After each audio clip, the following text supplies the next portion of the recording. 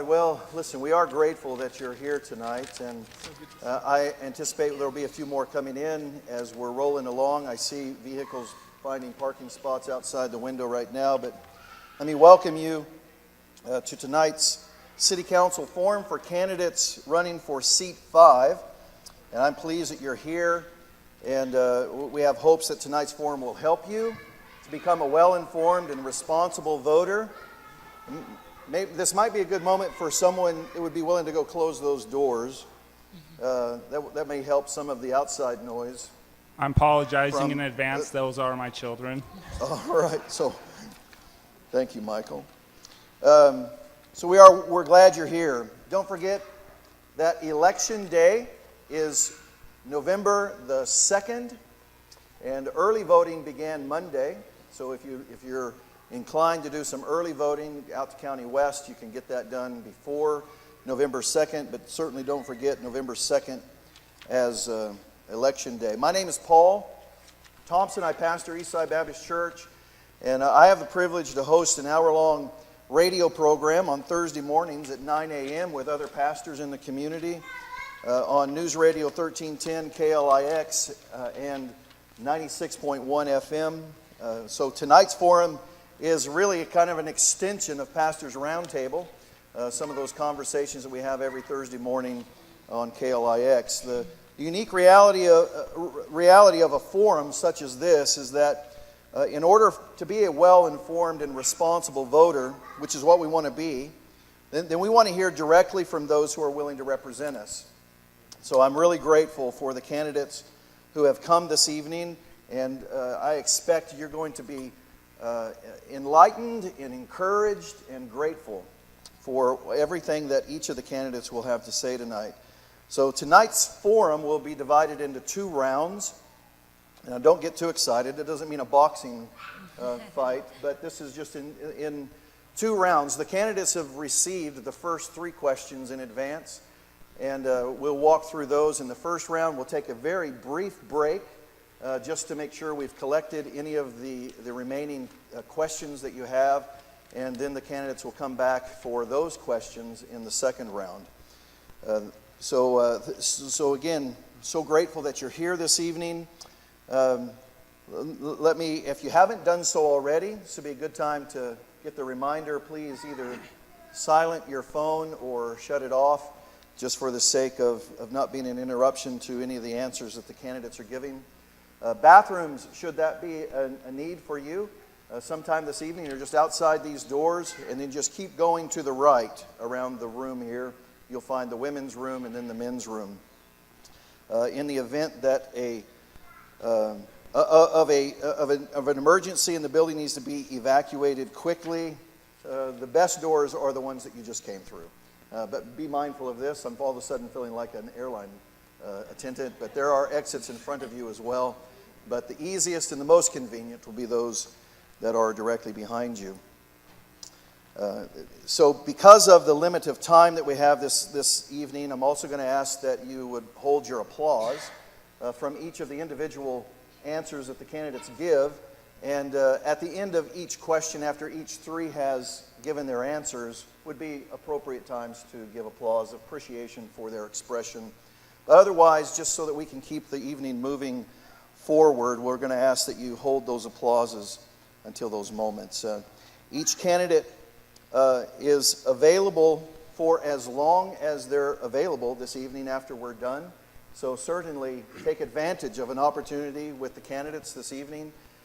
Get some more dialogue with them and clarification if needed as well. So these candidates are, as I'm sure that you're the kind of audience that understands this. We've come this evening to be respectful to each other, respectful to the candidates, and so I'm just speaking the obvious here. But let's certainly be aware of this. They've already earned our respect because they're willing to put their name on a ballot, and so we are grateful to each of you for what you've come here to do.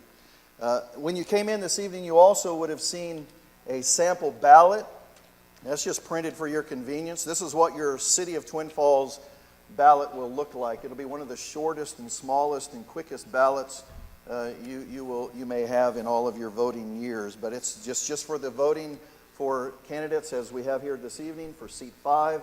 And then if you're able to come back on Thursday, we'll have candidates from seat 1 that will be here going through the same questions that we have for them this evening.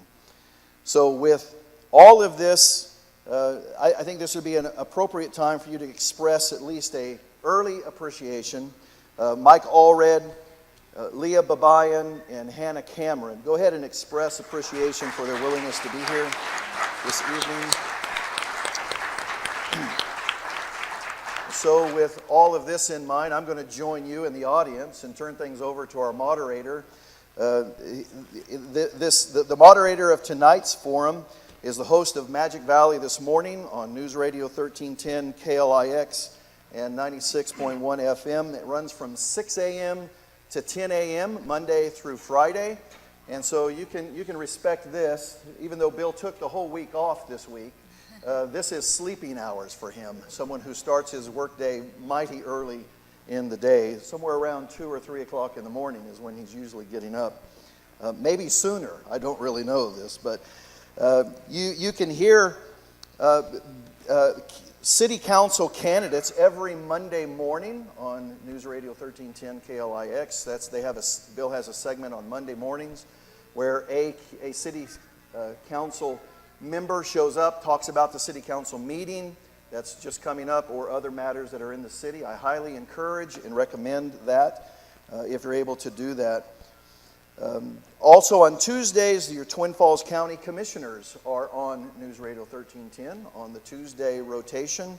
And then on Thursdays, these are some of the regular guests that come through the radio program. Thursdays, Idaho Fish and Game is on the air. And then a state trooper or a county sheriff office member is on the air. And then at 9 o'clock again is Pastor's Roundtable. And then a community favorite on Fridays with the Gun Guys. Everything you wanted to know about guns, Bill helps you understand that from the Gun Guys on Fridays. And so without any further ado, welcome with me the winner of 2 presidential awards twice over from Town Square Media and host of Magic Valley This Morning on News Radio 1310 KLIX. Welcome with me this evening, Bill Cawley.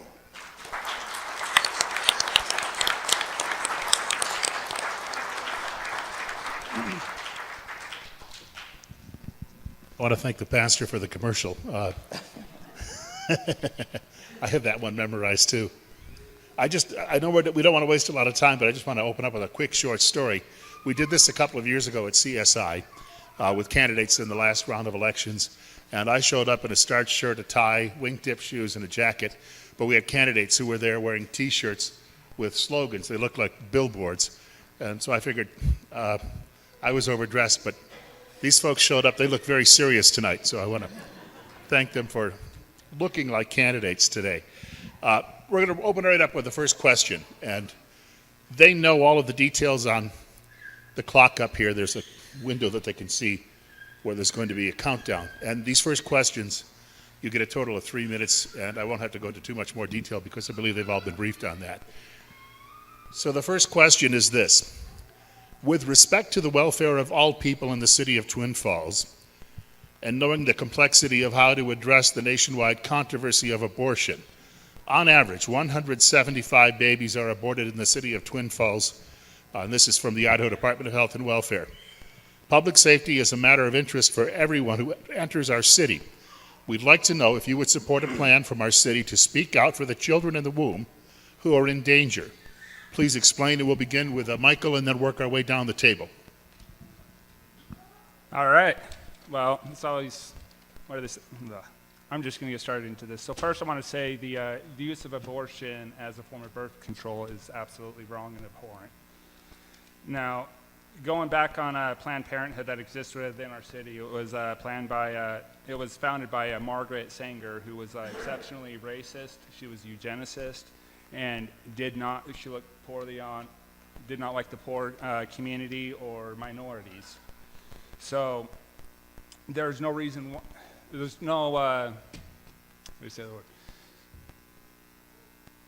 they are being placed in poor communities, black communities, and vulnerable communities on purpose, because that is a population that they're trying to eliminate. We need to recognize that the value of each life, that each life has, the potential that we will never get to know. We don't know what that person or that child could have done to change this earth for the better.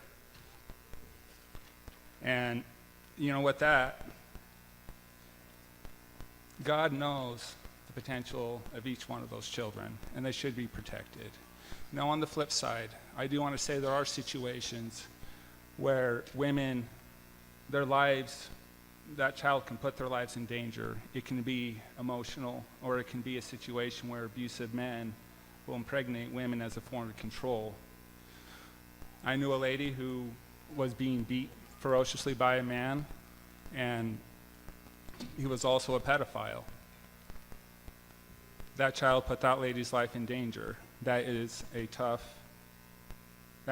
problem. How do we go about that as a community? What do we say to her? And you can't say the community will step up because we went to the police and the police did nothing. So I am pro-life, but I also respect the life and the dignity of the woman.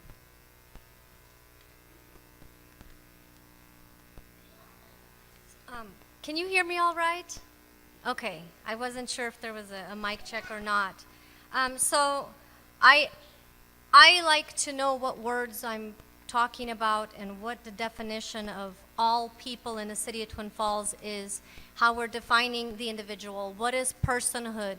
I want to know what authority is defining this, because we can have very long conversations, very passionate conversations about moral posturing and vague abstracts about my faith or your faith or how we oughta, shoulda, woulda. But at the end of the day, there's a few things that really matter when it comes to the order and the rule of law, and that is words and what do they actually define. And the city of Twin Falls with ordinance, and the state of Idaho with its constitution, and the United States Constitution has definitions for what personhood and individual is. And so according to the very current PBS poll, 59, and in some polls up to 61% of Americans do support the right to have an abortion depending on a circumstance. I'm one person. I have my beliefs, and I chose to have my children, and I have a spirituality practice that also is the reason behind that. As a position, in a representative position, I'm not there to impose my beliefs on the rest of the community. I'm there to serve and represent constituents and find consensus. And that is how this government works. So a couple of things. I think that number of 175, Mr. Colley, is probably very low, because that's not considering the Plan B pill that is sold at Walgreens, Target, Walmart, and very available, and it is a form of contraception, or in some definition, a form of early termination. So I know we have quite a large number of people who need access to that pill and who use that pill, so we would have to go further than just city council. I mean, this is a free market.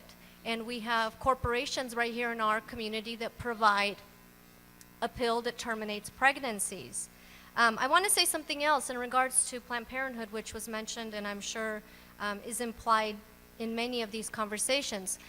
I didn't have insurance as a small business owner, and the place I could go for both my pregnancies was Planned Parenthood, and they were helpful, and I was able to process, and not only that, but also monitor my pregnancies without being able to provide health insurance and have 2 healthy babies. So the services provided there to lower income families are services these lower income families and uninsured families need. My time's up. Thank you for your attention.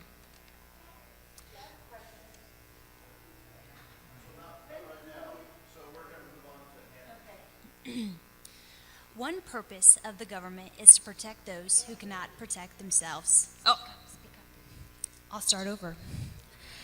One purpose of the government is to protect those who cannot protect themselves. The womb was meant to be the safest place for the vulnerable citizens to develop and grow. Yet, in the United States, a mother's womb can be the most dangerous and controversial place for a baby to be.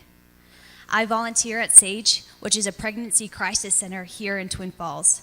Therefore, I have seen firsthand of women coming in who are in situations where they're scared and alone. But I've also seen those same women give birth and were blessed, joyful, and thankful that they chose life. I know that it can be a hard decision, but I realize that pro-life is the best choice. And because of these reasons and many more, I would support Twin Falls becoming a sanctuary city for the unborn.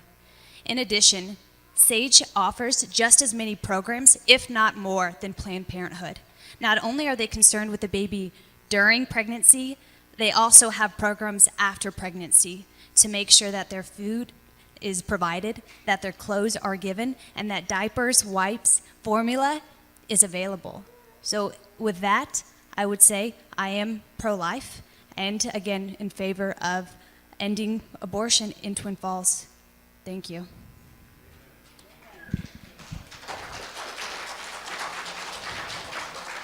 Question number 2. And what we'll do is we'll just move the order down. Leah will answer first, followed by Hannah, followed by Michael.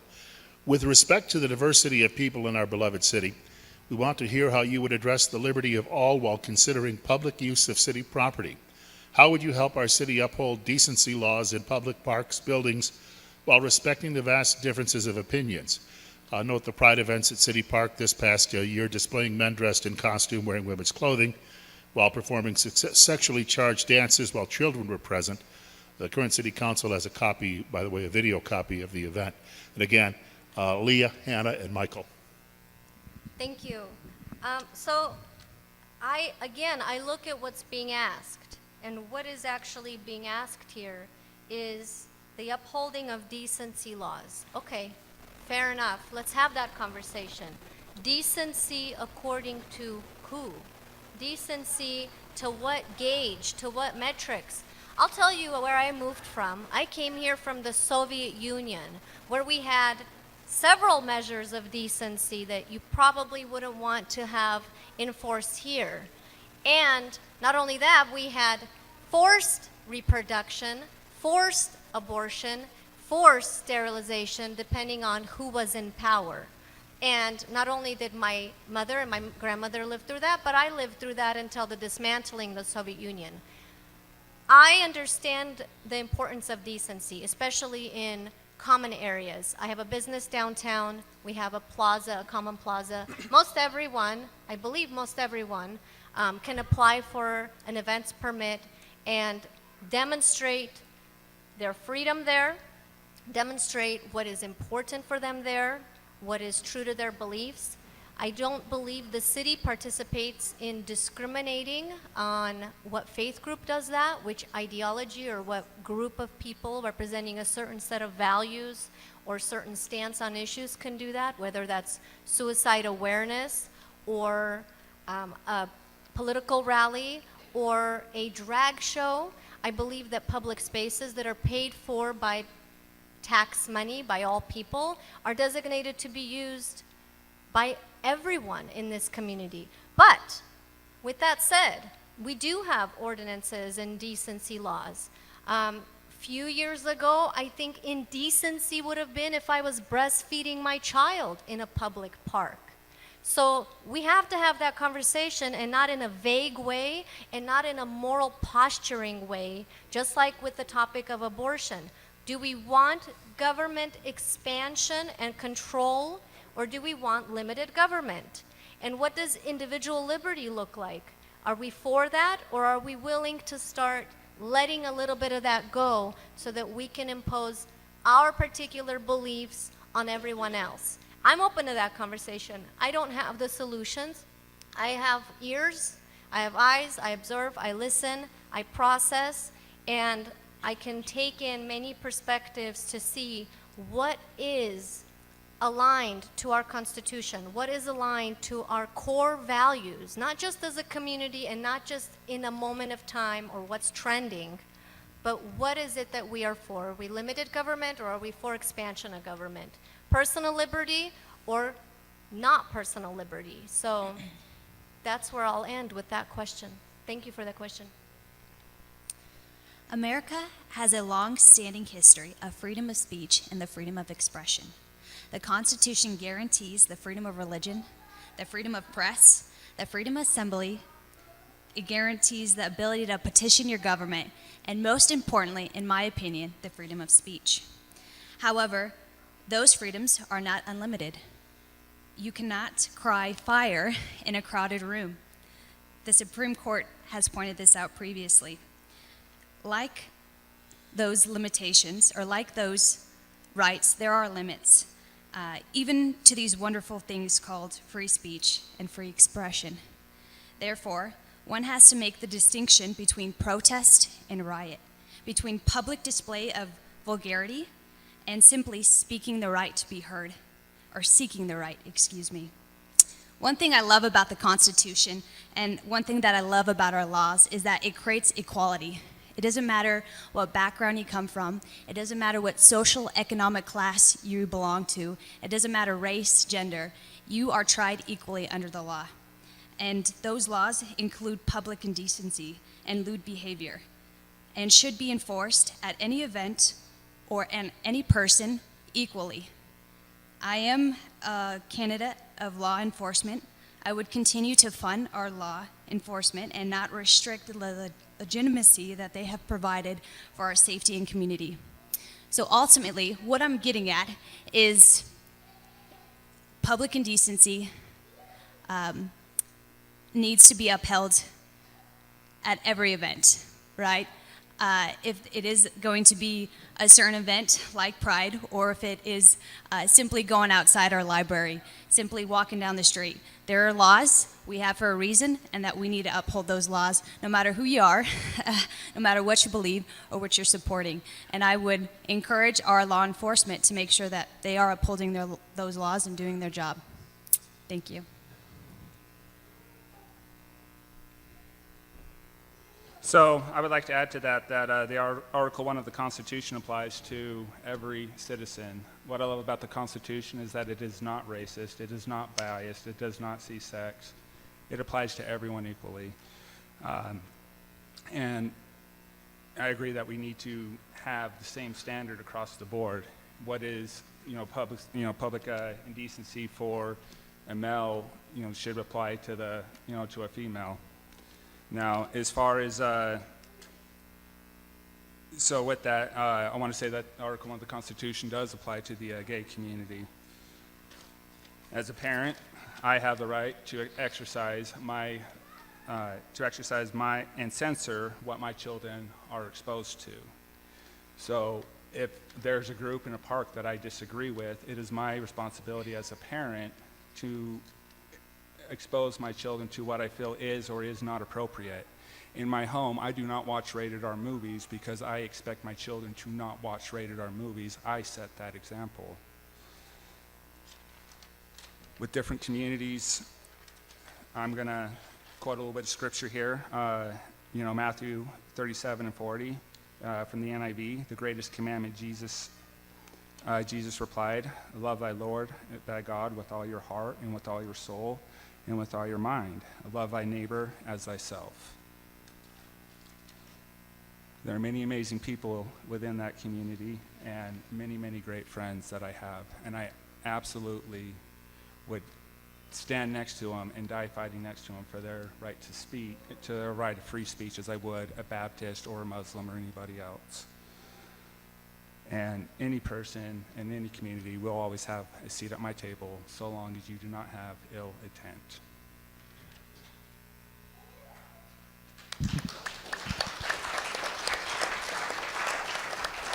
We have the last question of the first round coming up. Just before I do that, I'll mention I was listening to one of the answers about yelling fire in a crowded movie house, and remember Steve Martin's question used to be, is it okay to yell movie in a crowded firehouse?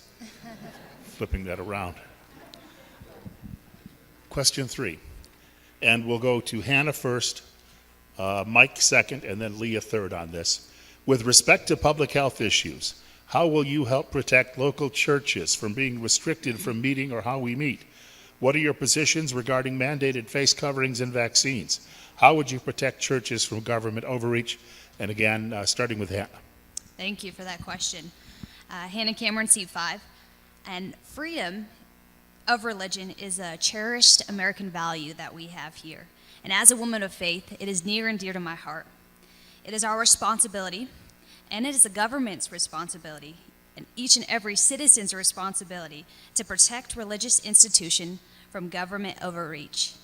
It is not the government's privilege or the government's right to stop people from gathering in their church or any form of worship and practice. That involvement isn't their place. They should not be able to place restrictions. People who show up to church realize that there is a risk involved because there's other people there, and they still choose to risk that and show up. So that should not be hindrance, that should not be restricted when they are choosing to be there on a Sunday. I do believe that it is not the government's place to be mandating people's right and putting those restrictions or mandating masks, vaccinations. Ultimately, it is personal choice, and it comes down to what people decide is best for themselves and for their family. Now, if that is vaccination, then you want to step forward and do that, then that is your choice, your body. However, if you do not feel comfortable with that serum going into your body, then you too should be able to step back and say no. Hannah Cameron, C5, thank you.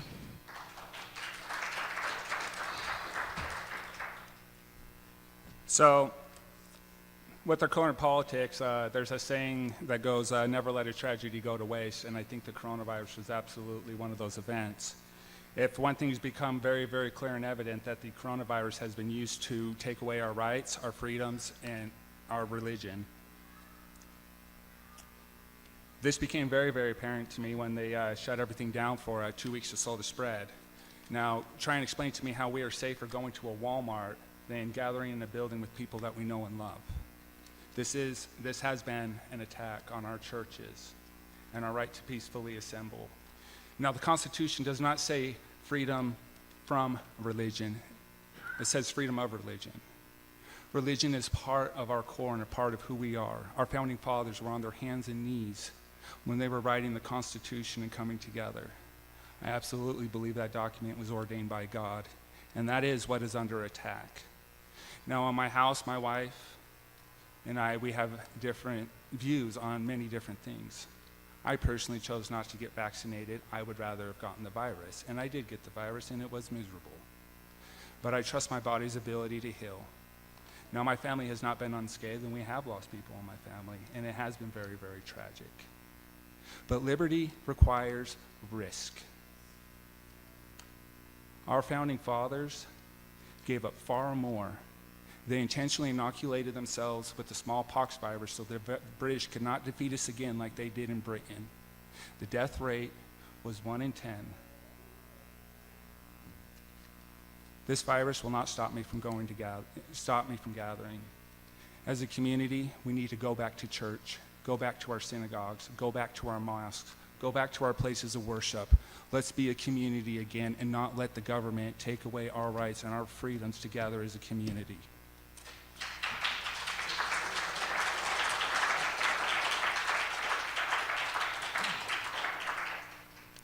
Thank you. I'm very sensitive when I hear about religious persecution. As a survivor of religious persecution, I have 5 people on this continent that survived with me, my family, and escaped religious genocide, where I, as a child, witnessed my family members dismembered, lit on fire, murdered, systemically oppressed, persecuted because we would not convert. And when I take my faith very seriously, because if I didn't, it would be easier to convert and not go through the struggle of resettling in a new country. So, when I hear about religious persecution in relation to masks or being asked to care about community or a current pandemic that's killing our fellow Americans at a rate higher than a combined death rate than I can't seeing him cry like that. I feel you, because at the rate of the deaths of fellow Americans that we have during this 1 year of this pandemic, more than wars combined, it just is shocking to me that someone still would, under the banner of religious persecution, refuse to care for their fellow American. And it's a slap in the face when you've survived religious persecution and seen your family members murdered, for people to use that as a selfish excuse to not cooperate during a global pandemic. Okay? We have government temporary restrictions in place all the time for civil order and public safety. That's what martial law is. We cooperate in order for there to be safety. We agree to that. We actually allow our law enforcement to be out in the streets, and we ask for them to be out in the streets when we have martial order in place and curfews in place during natural disasters, during looting, during riots. This isn't brand new, and it's not just within my generation. This is a institutional method that's used in order to put in temporary restrictions for the safety of all in a community. And if I'm wrong, please tell me why we still have that as a method within government, local government, and national government. And people cooperate in order for them to be safe. My daughter had COVID, the earliest that I knew, back in 2020, and was hospitalized for 7 days on a system while her system was shutting down before they could test for it or know anything about it. And I have a small business, and to have people walk in and not care about my family during that time wasn't supporting local business or showing or honoring support to our frontline workers. Our frontline workers should not have to beg for our cooperation, especially when we say that we honor them, especially when we say we want to support them. They shouldn't have to beg us. And we hear all across the nation our frontline workers begging us to cooperate. Thank you. Quick note, we're going to take a short break, about 5 minutes, and then the questions many of you have written down on cards, you can submit those, and what we'll do in the next round is we'll get to those questions. I'll share them with the panelists, candidates. If I could just quickly, I know you want to keep this on time, Paul, but I wanted to call attention over here to the air conditioning system and just make a quick note. They were explaining this earlier, because if they let the actual system go, it would turn into an icebox in here. And I was going to share that way back about 1989, my sister joined a small Baptist church. Cornerstone says it was built in 1834. One of my grandmothers had actually attended there when she was a young woman. And she then moved away and then came back to visit one weekend, probably in the early 1990s, and my sister took her along to church. And the pastor came over and introduced himself, and she said, "I used to go to church here." He said, "Well, does it look the same?" And she said, "No, we didn't have these fans back then." Then he said, "Well, when was that?" She said, 27, 28, and 29. So, 5-minute break, and we'll pick it up again. All right, well, welcome back to round 2. The bell should be ringing, and here we go. Again, we're so grateful that you're here this evening. And again, would you express appreciation together for all 3 of the candidates who are here?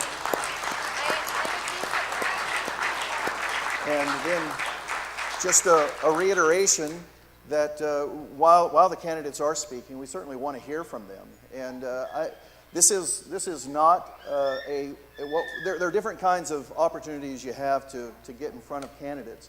This is actually not a debate night. This is more of a forum where we've gone through our prepared questions. whether they answered the questions directly or however they had the complete liberty to choose to do that as they wanted to. You have the opportunity to then ask them later for more clarification if you want. This section, this round, you've submitted these questions. Some, by the way, I think you're asking good questions, and we're going to try, the first couple of questions, we're going to try to ask all the candidates to answer. And then as we're noticing how the time's going to move through here, then Bill will shift the questions to one question per candidate, and then the candidates will be given the opportunity, if they want to answer or speak to a question that was asked not directly to them, they can certainly use their time to do that. That way we can get a few more questions out of us for the evening. So again, we appreciate you being here this evening. Thank you for showing respect to the candidates. And listen, this is why we have this kind of thing, because we want our ears on, we want our thinking caps on, and we want to behave in good, responsible, and well-informed manners. So here we go, round two. By the way, these questions, you only have a total of 90 seconds, so the green, yellow, red light will flash a lot more quickly while you're answering. But this is a question for all three of you, and down the road a bit, we'll break these questions up, just pass them off to different candidates. Also, when we get into asking people some questions, there may be a question you hear that I don't ask you individually. You might want to actually answer that question. You'll get the choice to do that if you want to pass on a question I throw out. But we do want all of you to answer this question, and we'll start with Hannah and then work our way to the right this time with the candidates. And this is a question for all. What education or experience do you bring that sets you above other candidates? Go ahead. Yeah, so I have worked with state legislation. I did college internships with different representatives. In addition, I'm working towards my master's in public administration with an emphasis in government and policy. So what I'm learning is applicable to what I will be doing. I volunteer in the community, so I'm a part of it. I said before, I volunteer at SAGE, I volunteer at Salvation Army, and I volunteer at various youth programs, youth events, and I am a teacher, 6th grade social studies teacher with an emphasis in government. So I would say that I'm fairly knowledgeable on how our government runs at a state, federal, and hopefully now a local level. So that's a little bit about my experience. Are we going this way? Yeah. Oh, and can you just repeat the question one more time? Yes. I'll do it off my project here. It says, what education or experience do you bring that sets you above other candidates? I appreciate that. So I had to very much in-depth study how the system of government here in the United States works and understand the history. In fact, you pretty much have to know the in-depths of what is the fundamental structure and the driving core values and the convictions behind this country's government. You have to do that in order to become a citizen of the United States. Most people I know who have been born in this country, if they took the citizen test, they would fail it. I worked with one of our legislators. Some of you are nodding your head like, yeah, don't make us take the test.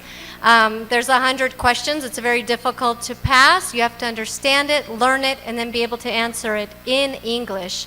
I worked with a few legislators when I served on the school board. Jim Patrick, I believe, is the one that introduced it in the legislation in order for our high school graduates to be able to pass that civic test now in order to get their diploma.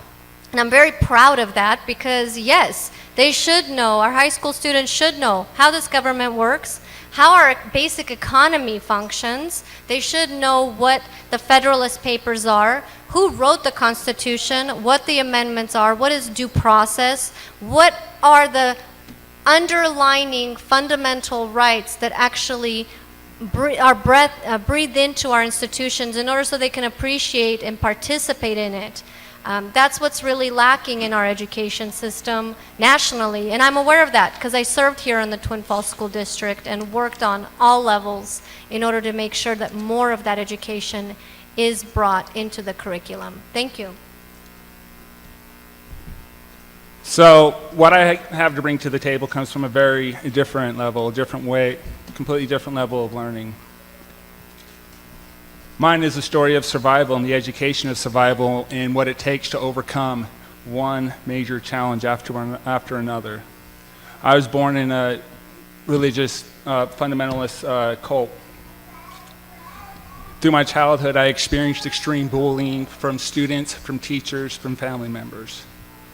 I was told that you're not good enough, you're not worth it, you're not going to make it. After age 16, I lost my first brother to suicide. Walked in and I found him. Since then, I've lost another 3 brothers. I know what it's like to be a kid and struggle with mental illness and overcome that, and to go from being homeless to owning a home and to becoming a leader in the community. This represents many challenges that our citizens face, and that's the representation, that's the understanding I want to bring to our city government.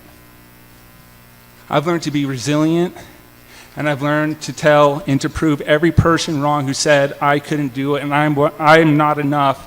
They are wrong, and I am sitting here to prove every one of those people wrong, and to show my children and to show my community that they can make a difference and be a part of this democracy, and to stand up against the bullies, to be a leader. I teach every kid I mentor, you are a leader. You are either a good leader or a poor leader. I want to lead this community and show everyone else that they can and they do have a seat regardless of education level.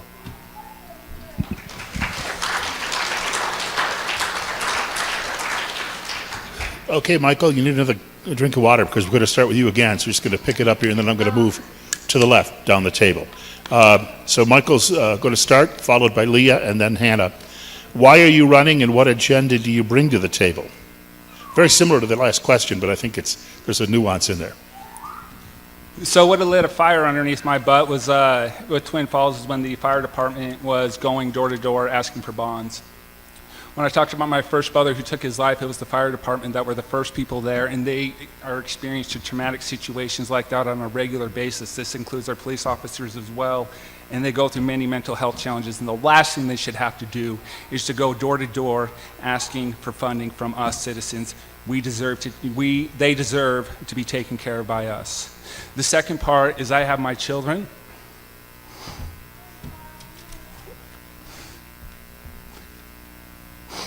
I want them to have a country that I grew up in.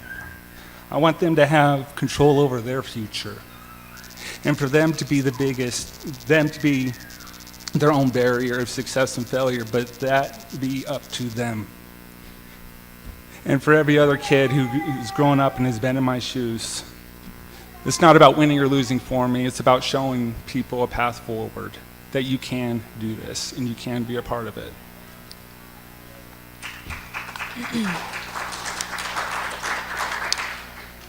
So why I decided to even participate and hold public office was first began with education. That was my first public office, and that was for the Twin Falls School District. I've been involved numerous years, I would say 16 years, starting working with, at that time, Mayor Cloud, then Mayor Hall, and I've even recently had great opportunity to work with our current mayor on resolutions that are both current and international when it comes to human rights issues and defending of Christians, and I very much thank her for that. Why I got involved this year and 2 years ago and 2 years ago before that running for city council is because consistently there is stagnation in our representation. There's, not news to you, a good old boys network and an establishment politics that is not only in the politics, but it's even in the buying of our council seats. The Realtors Association, I think at this point, and I'm not sure, I could ask the mayor, but I'm not sure how many of the council seats are backed and sponsored by the PAC group, Realtors Association. Now, if any of you homeowners think you have the same gravity and weight when you're going to talk about impact fees, zoning, or your property tax inflating next to someone, a council member who has been sponsored by a PAC group like the Realtors Association, you might be surprised because their immediate priority is to meet the needs of their main sponsor. I was interviewed by the Realtors Association this time around. They did not endorse me. I'm not surprised because I told them in that meeting if they're going to cut me that $1,000 check that they cut to one of the other candidates for this seat, I don't think it's you two, but told them I welcome the check through this interview, but write a non-profit's or a charity's name on it. Don't buy the council seat. And that's probably why I didn't win the last election, and this election I will do the same. I'll refuse those type of contributions. And I feel that there's many reasons why I'm running for city council.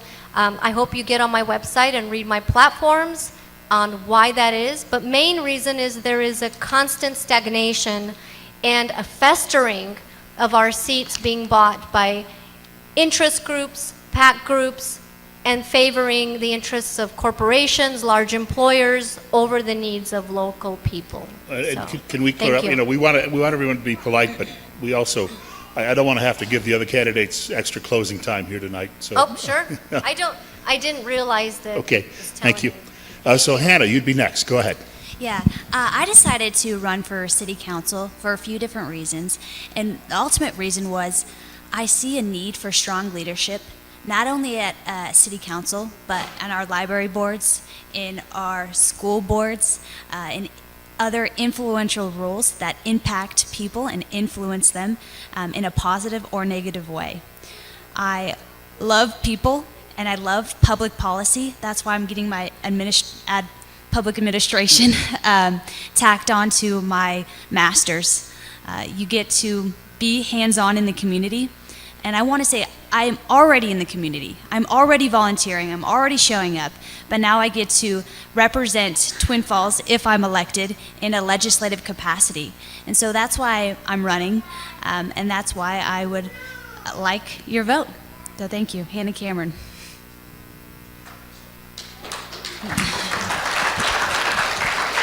Next question. This actually had a conversation over the weekend. Just a quick note. Our outgoing mayor is here tonight along with the first man.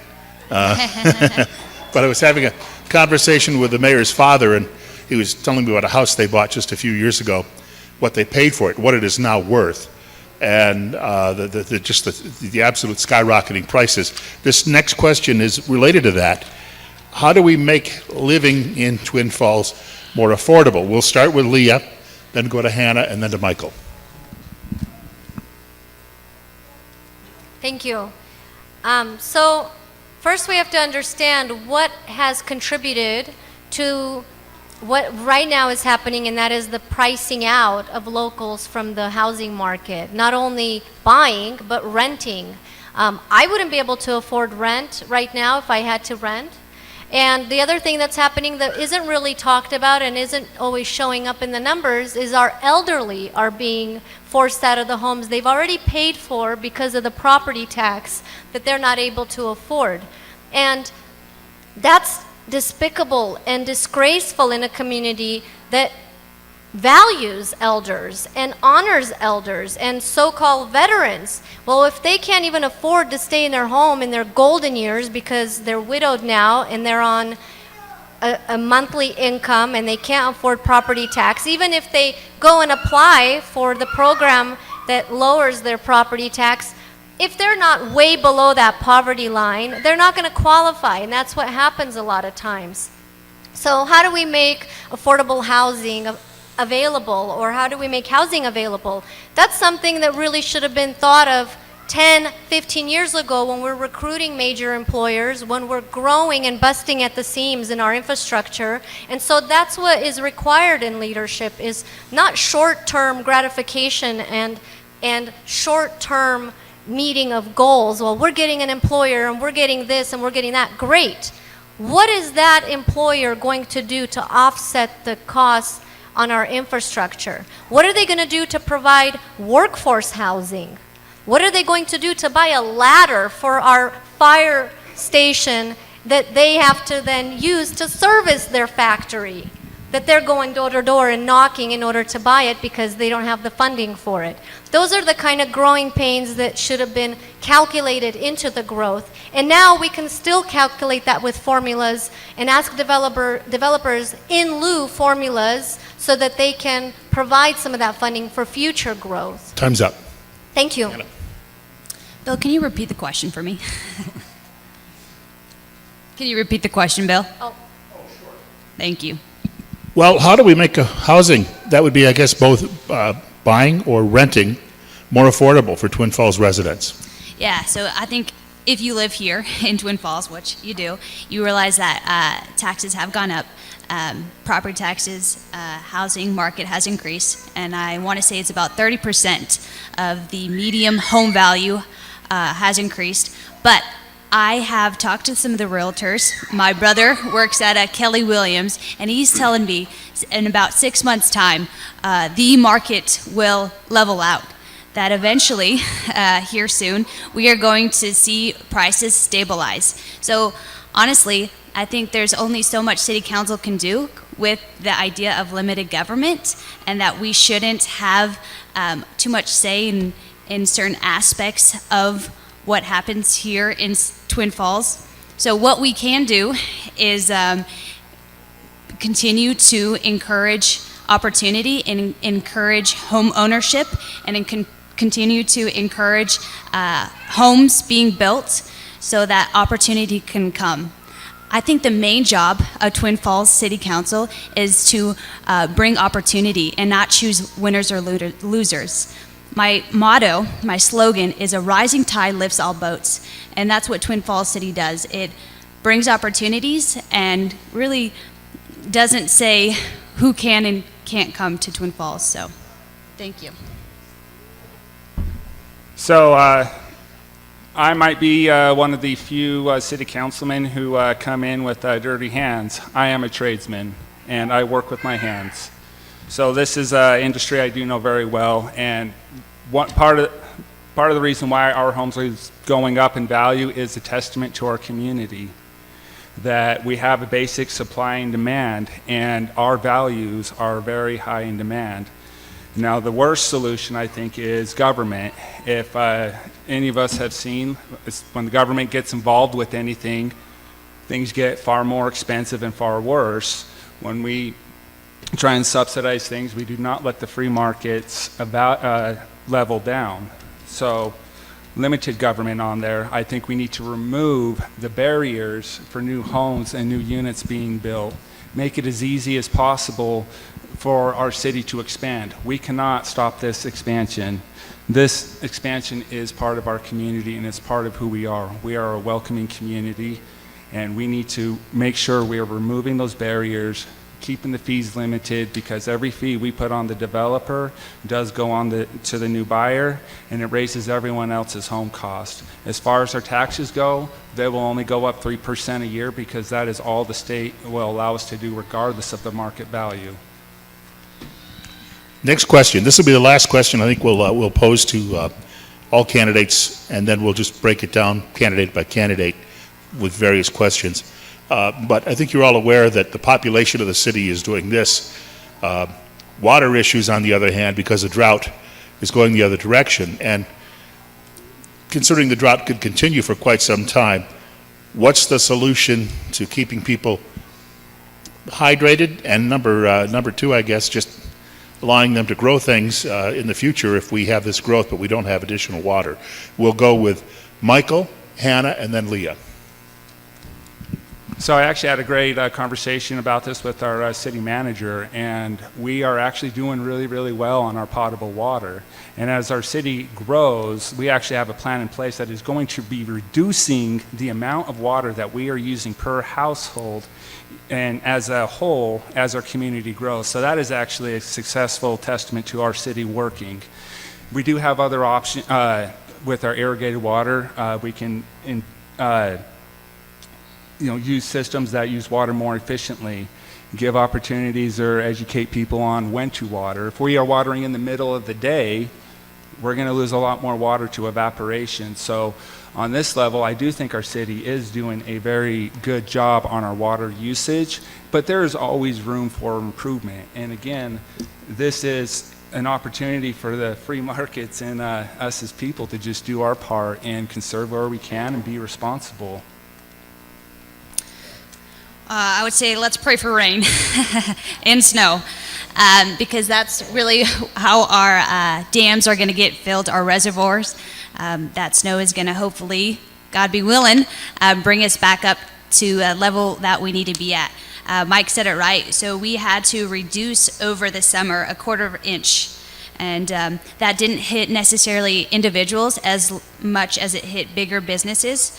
And we have to be aware of our resources. You know, we have larger businesses that potentially want to come to Twin Falls, so we have to be aware of the demand that they're going to put on what we have available and making sure that they don't necessarily bleed us dry, in a sense, and having them responsible for impact fees, because there is going to be a heavier demand on the resources like the fire department that was brought up, and other facilities in Twin Falls. So yeah, making sure that people do stick to their assigned days always helps, and making sure, hoping for rain, snow, and being aware of our water consumption is going to help us be in a better position.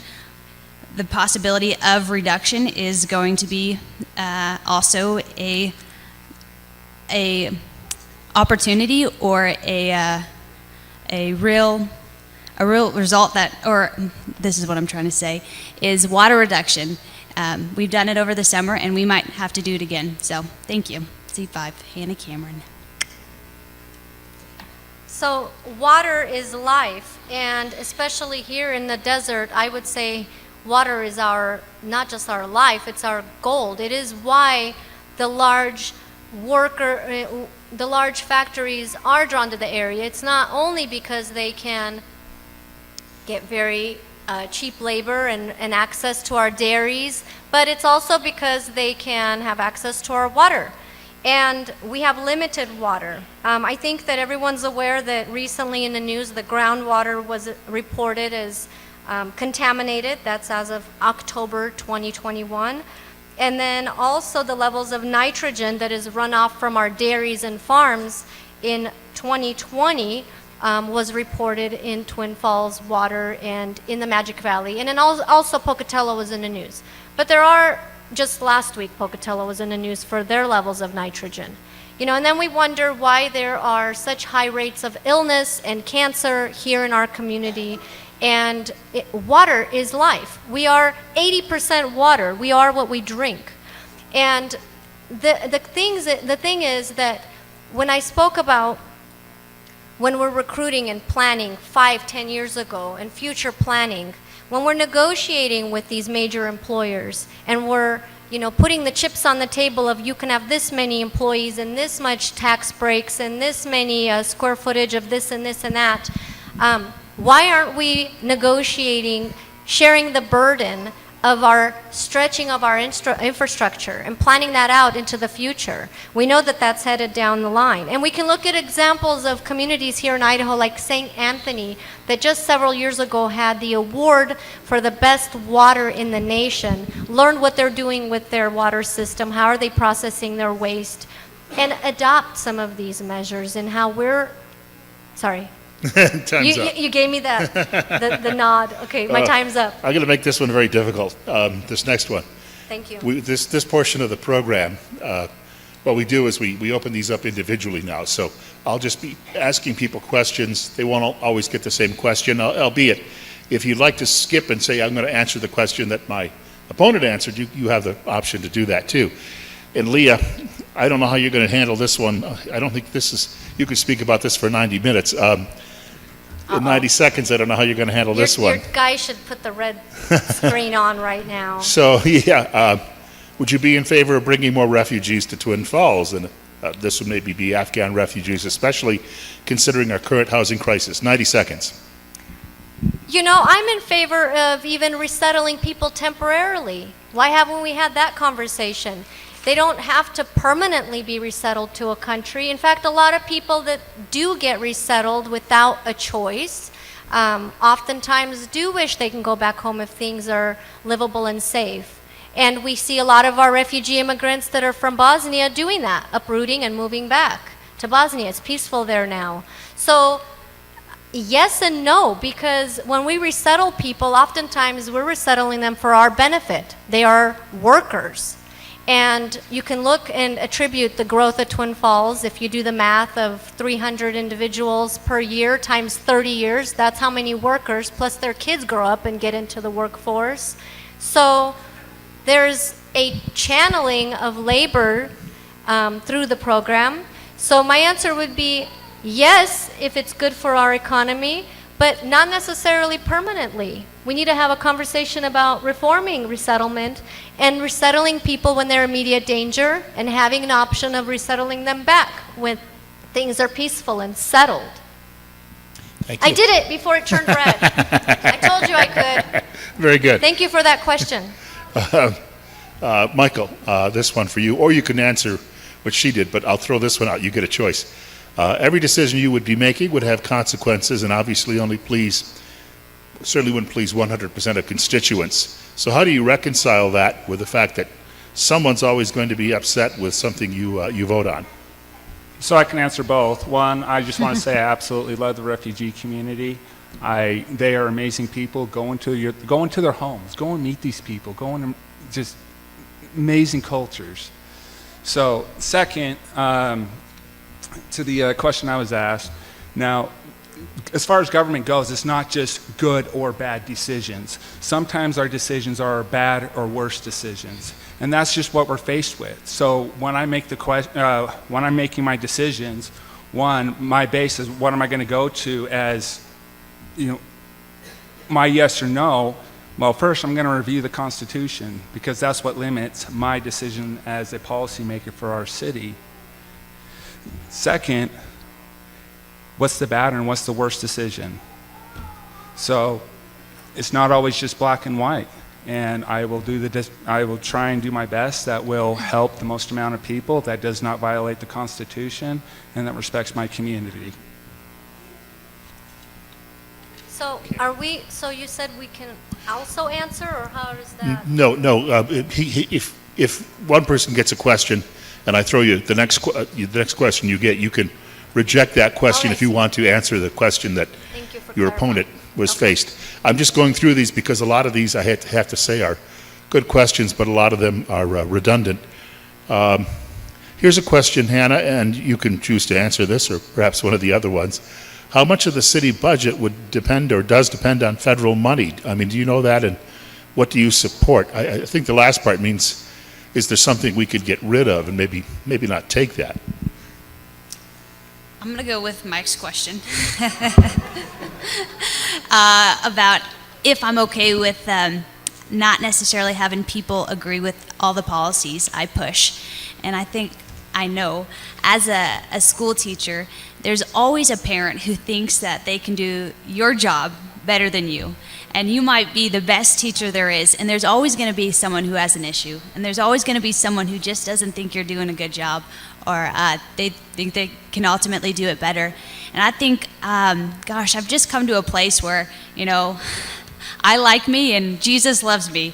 Really, anyone else is bonus. So people are going to not like you, and people aren't necessarily going to agree with you, and that's okay, right? We live in America where we are given freedom of speech, my favorite amendment, but they don't have to agree with that, and ultimately you represent the will of the people, and unfortunately that's not always all of the people. So thank you. Hannah Cameron.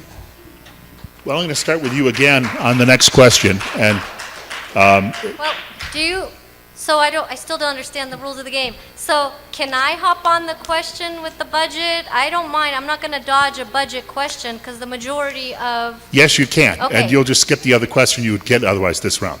So go ahead. It can't be worse than a budget question. There's no way. Go Well, I ahead. think it's really important that, that we as candidates understand that the gist of the work that city council in Twin Falls does, and Mayor, you can correct me or throw something at me, is budget. It is it's like the bread, the butter, the air of what city council does. So to understand the budget, understand how much comes from state, how much comes from liquor, how much comes from the federal government, what grants are there, what strings attached are there to grants. This is crucial and important. The organization of the city of Twin Falls that's incorporated, I hope people understand that. That's a different type of government than what a lot of people assume we have. We don't elect our mayor. So the organization has a city manager. It's kind of like having a CEO of a business with stakeholders. But the funding that comes down the pipeline, not just property tax, it has laws that direct how it is to be used. So the city council in Twin Falls, the decision it makes, the authority it's under is actually the legislator in Boise. And I might be wrong, but I believe that it is very much guided by our legislators also. So we have to be really mindful of knowing not only where the funding is coming from, but what are the rules of how that funding can be used. It's red. Now, Michael, you can answer that question too if you like, or I can give you another one. What's your choice? No, I've actually spent a lot of time looking at the city budget and looking at the numbers and trying to understand and wrap my head around that. Now, I have taken some accounting classes about a year and a half before I realized I love being a tradesman. Now, I'm not trying to throw myself under the bus when it comes to being a city council member. And I actually want to tack on with what Leah is saying. As I was talking to the city manager and having this conversation, you know, the state legislators do decide how we can tax, how much we can tax, what percentage we can increase, and our hands are tied very, very much as to what we can do as the city council. And I actually think that is very frustrating, and our voices are not being heard on a city level. Now, as far as where I would direct funding, and my main priority, like I had stated before, is I want to make sure our first responders are properly funded. But when I asked the city manager, I'm like, well, if you could take from one pot or another, this is a bad or worse decision. He kindly looked at me and he said, that's your job as the city councilman. So there is a lot to dive in, and if any of you guys have spent time on the city website, there's a lot of numbers and there's a lot of decision making involved. I do want to say that our city manager, and that's how our city runs, he does do a very good job with our city, with the tasks that he has been given. And I would certainly, as a city councilman, rely on his advice and his inputs, because that is currently how our city is set up. Well, next question, since a couple of you mentioned the city manager, Michael, we'll go right back to you then. Do you think the city manager should be an elected seat? So I really like this question. So if I had my way, I would much rather have a full-time mayor that is elected, that actually takes on much more of that responsibility over a city manager. That, if there is with that role and that authority that we do, allow the city manager to take, that as much as we can put those decisions on elected officials, there is a direct accountability to the citizens. So as far as a city manager goes, I would love to see that done with the mayor. But, our system is set up that we do have a city manager. And again, I want to emphasize that our city manager currently does do a good job with the tasks that he is given. I'll move this on to Leah. You could either answer that question as well, or I can pitch you another one. No, I love this question Go ahead. because it's come up so many times. This is my third time running for city council, and each year more and more people, one, are aware that we have a city manager form of government, and two, they don't necessarily want to have a city manager form of government. And I'll explain a little bit why. And this was a shocker to me. While working with the city manager's office and we were in the middle of forming the Diversity and Inclusion Committee that now is part of advisory to the City Council. It's the only one in the state of Idaho also. I believe it's been an active committee now for 3-4 years. Something that was very shocking to me that was openly shared is that our city manager isn't bound by open meeting laws. And so conversations and committees and deals or anything is off record. It can be off record. So that made me think, well, then what is there keeping accountable the city manager or the city manager's office to the public? Because if you, as a not public official, aren't bound by the rules of a public official, what keeps you accountable to the public? Or are you more accountable then to the stakeholders or whatever? So for me, I think that it was very shocking to learn about this, but also I think that if the citizens of Twin Falls, if they would like to see a different form of government and they petition or go towards that movement, then the city council should respect that, because we're one of 3, I think, cities in Idaho that still have a city manager form of government. So yeah, I believe that not the city manager position, but the mayor position should be an elected position. Okay. Hannah, are you looking for a new question, or do you want to tangle with this one too? Let's do a new question, Bill. New question. Okay, I have a question, and I'm going to try to put this into a synopsis because I had some difficulty reading it. But we had a city department apparently that during the month of June did fly the gay pride flag.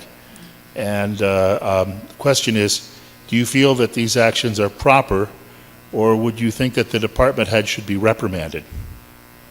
I think that it is not the government's job to support or to decline any events or organizations in the city.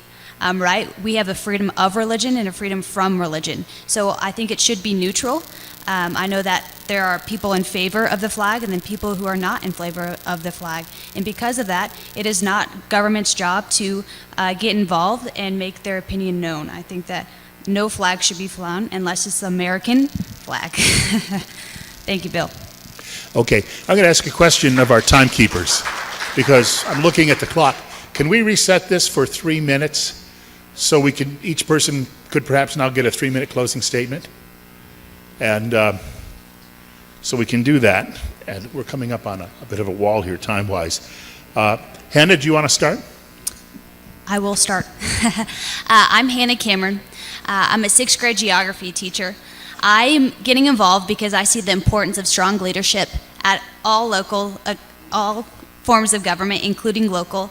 I'm involved in the community, and I want to see my community grow.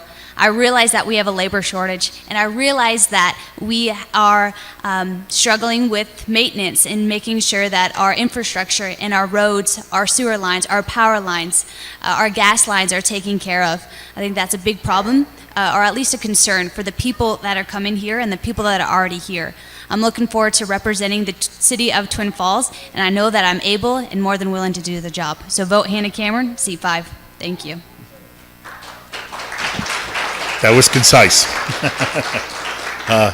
Michael, I'll move on to you, so we know we're going to have some time for you that way. Go ahead. So we repeat the question. My ADD kicks off at this Yeah. time of day, and it's just like... I know what that's like. Just your elevator speech. We've got about 3 minutes. You can really kind of put a synopsis into why you're doing this, I suppose, and what you seek to do. So, why I'm doing this, and the answer on a simple note is you guys, the community. Now, I brought up earlier how I came from a especially challenging childhood. Now, I'm not a bitter person. I'm not angry at all. I realize each one of those people, many of those who were bullies, but there were also many in that crowd who were not bullies. But each one of those people have a story. There's a reason why, a person hurts enough to where they will take that anger out on another person. So as I've grown, I've learned that I really, truly love people. I love to build bridges to different communities, to people with different backgrounds. At my house, we have many people from all different parts of the world, different backgrounds. I do have people from the the LGBTQ community. I don't see them as that. I see them as people. Twin Falls, we have approximately a population of 55,000 people. I don't look at people and I don't put people in a racial category or a social category. We have 55,000 independent, unique cultures. I remember about 4 years ago looking at myself in the mirror, realizing God didn't make a mistake when He made me. He didn't make a mistake when He made each of us. We are exactly who we are supposed to be. And each one of our challenges and our conflicts that we go through in life, we can take that and use that to bless other people, to help other people through their own challenges. My goal as a person is to help as many people as I can. When you've gone from being a miserable person to finding happiness, the last thing you ever want to do is take that happiness from another person. You will do everything you can to support them. And I will support that happiness so long as it does not infringe upon another person's liberty, their life, and their pursuit of happiness. I want to represent the people who do come from nothing, who have struggled, who don't necessarily have a college degree, but it's not lack of intelligence. I have a lot of experience that I can bring to the table and a lot of understanding I would love to bring to our city government. I feel like I represent the majority of people in Twin Falls, because each of us do have our own struggles and our own journeys. And we can all be healers in our community. And that's what I really hope to inspire, the next generation of healers and leaders. Before we get to Leah, just a quick note. I think Pastor Paul had mentioned that when we wrap up after this, the candidates have agreed to stick around and just chat with you individually if you have any other questions or comments you'd like to share with them. Leah, you're last. Thank you. And thank you for hosting this, Mr. Thompson. I've had great conversations with you at my store, and I hope you felt as at home as I felt here. So thank you to your family here. Why am I running for city council? Well, this time, the third time I'm running because the last two times we doubled our votes. And I'm not getting the traditional voters. I'm not getting the good old boys club to vote for me. I don't belong to a major church or organization or congregation, and I'm not receiving checks from major realtor associations or any other or PAC team or an interest group. So why am I running is because the numbers and the voters have shown me that they support me and they want me to run. So it's relevant to them when I speak on something. You noticed I didn't come prepared with statements here. I wasn't reading to you the answers to my questions because they're from the heart. I hear the question and I'm going to answer you authentically. I'm not going to come with a sandwiched answer you want to hear because we have too much of that. We have that in Washington and we have that on a local level. Another reason why I'm running is I came from an oppressive communist background where I lived. And since I've lived here in the United States, since the age of 10, and you might not like to hear this, but I have seen this country become more and more socialist in nature and become less recognizable as a free nation. And even the concept of the individual is being challenged.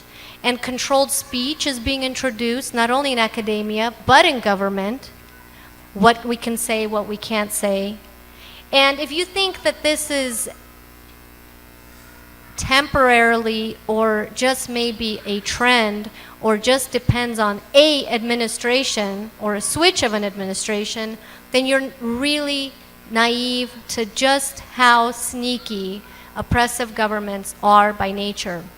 Never in the history of humanity, ever, ever, ever, and if you can prove it to me, I'll surrender all of my knowledge as a human being. Has there been a government that said, that's enough, let's not expand? And what I've noticed as a newcomer in this country, as a kid, and then going through and getting my education through our institutions, getting my bachelor's in political science, getting my minor in military science, getting my other bachelor's in international relations, what I learned is that out of comfort and complicity, Americans have become groomed to accept powerful, expanding government. And it starts on a local level. America doesn't exist in Washington, D.C. It exists in small town cities like Twin Falls. An American is not a noun, it's a verb. I run because I'm an American. Thank you. Thank you. Pastor, do you want to have some closing remarks as well? Yeah, let's.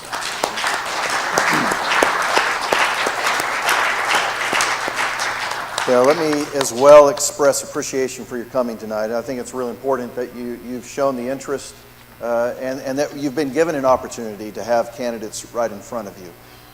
I think that that's vitally important to a successful community. And I want to appreciate the fact that you carry in this room a lot of different opinions and a lot of different ideas.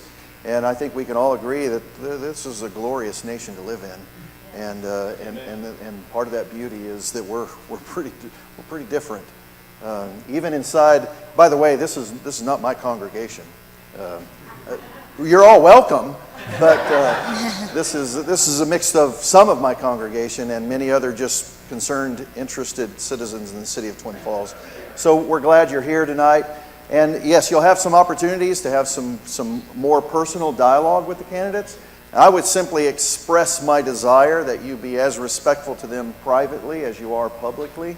And let me encourage you to not go forward with debate with them. Ask them your question and then listen to what their answer is. And that's really important that we do that. I'd like to pray with you, and I'd like to pray for our candidates, and I'd like to pray for our city as we prepare to leave. Heavenly Father, we do thank you for the opportunity tonight. And we thank you for these candidates. Again, what a glorious moment that there is no one who is saying who can and who cannot run for these offices. And so we thank you for that privilege and for that kindness. God, we pray that you would bless the candidates and bless their efforts, bless their desire for the help they want to give to the city, to the state, to the nation as a whole. God, we as well will ask that you would bless the city of Twin Falls. Bless the city with clarity. Bless her with understanding, with desire to honor and to glorify you, the Almighty. And so we thank you for the place we call home together. So may you be glorified today. And we thank you for the mercy, for the grace, for the salvation that comes through none other than the Lord Jesus Christ himself. Thank you for this day and for these moments. In Jesus' name we pray. Amen. Thank you for coming.